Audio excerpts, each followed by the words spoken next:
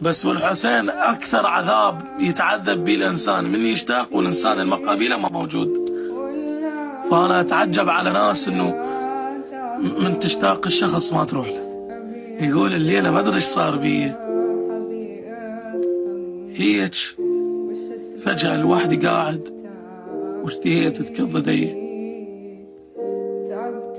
قمت من فراشي أعاين وينك أنت وما أجيت، وفجأة كل شيء انطفى بعيني بهالدقيقة تذكرت. كنت ناوي وياي تبقى، نويت وللأسف بس ما بقيت. كان عنده البوم كامل من صورك،